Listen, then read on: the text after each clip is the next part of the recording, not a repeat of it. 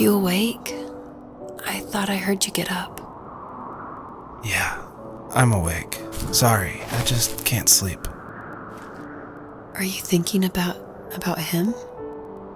Yeah, a bit. You should get back to sleep, my love. I'm fine. No, it's okay. What else is on your mind? I don't know. It seems weird, but I had one of the most vivid dreams of my life. I saw a fox on a snowy mountain, just looking confused and worried. Those eyes. I can't get those eyes out of my head. She was running in the windy snow, looking for something. Do you think it has to do with you and what's been going on? I don't know. It was just a dream, Rachel. They're not meant to make sense. A lot's happened the past couple days, that's all. Well, if you're not going to sleep anyway, you should tell me. I want to hear. All right.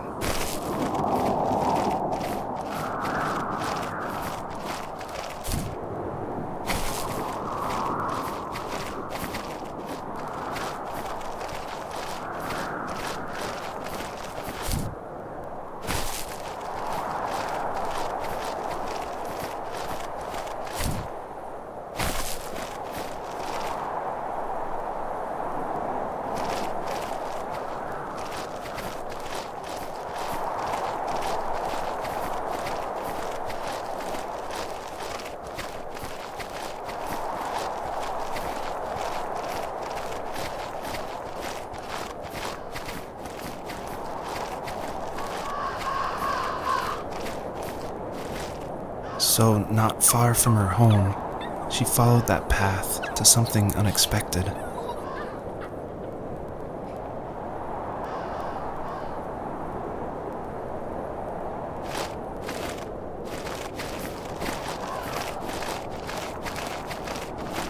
She couldn't stay, though. She had to find her other 2 children. So she took that path. She followed it towards something ancient. Something with answers.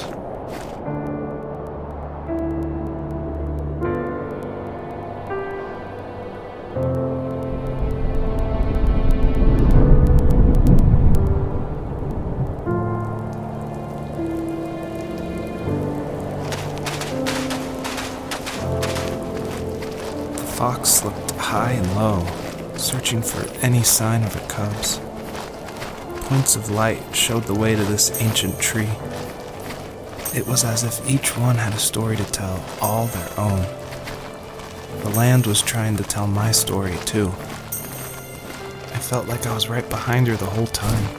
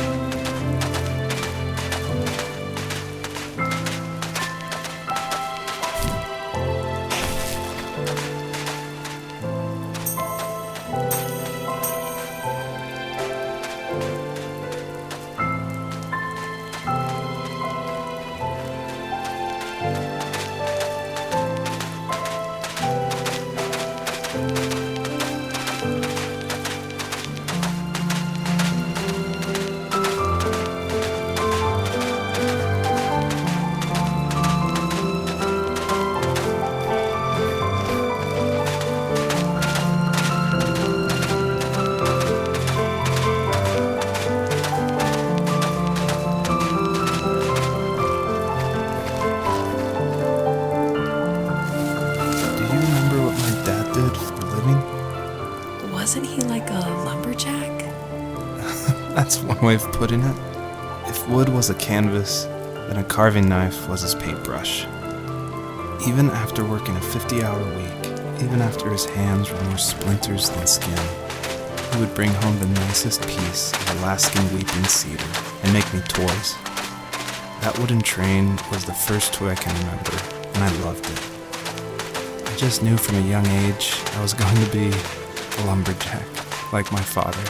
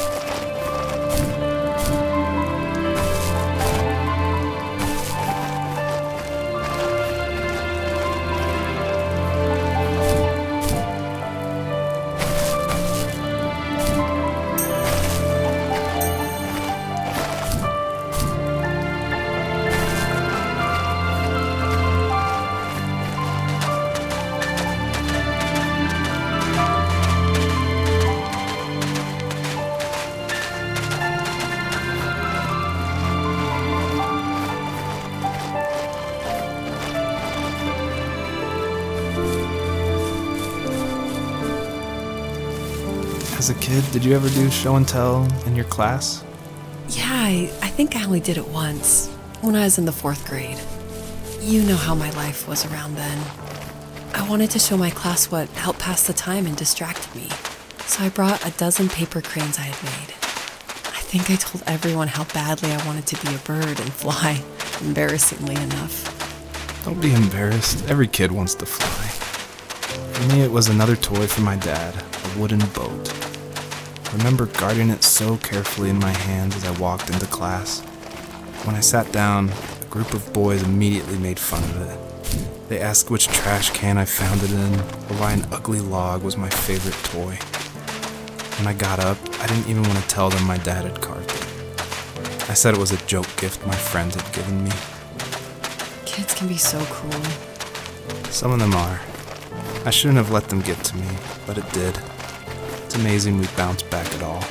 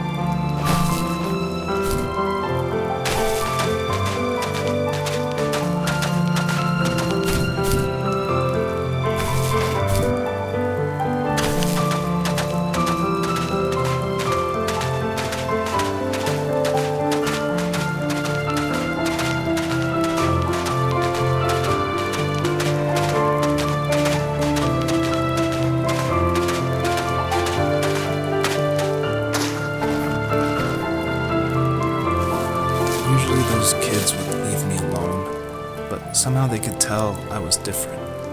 They made fun of how far away I lived. They called my dad a sourdough. I was a blabbermouth as a kid, telling my dad stories I made up for hours. But after that show and tell, I didn't tell him much anymore. He didn't know exactly what was wrong, but his best guess was that the toys he carved weren't cool enough. He carved me a tank and tried to tell me what it was like to be in a real tank as a serviceman. I didn't know your dad was in the military. Yeah, in the army. The sad thing is that I'd pretty much forgotten until just now. There's so much I still don't know about him. I'm sorry. He knows how much you love him. You're going to see him again soon and have some closure, I'm sure.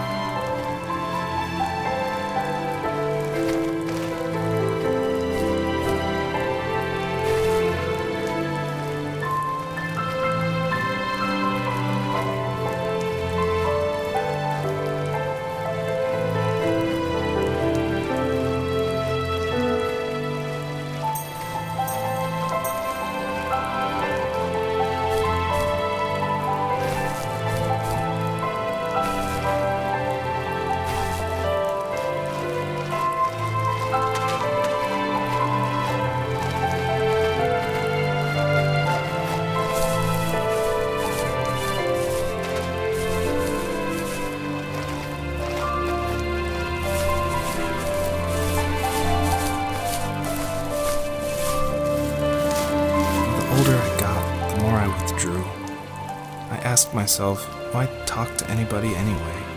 Why bother when I'm happy by myself? I started drawing a lot, mostly animals I saw in the woods by my home.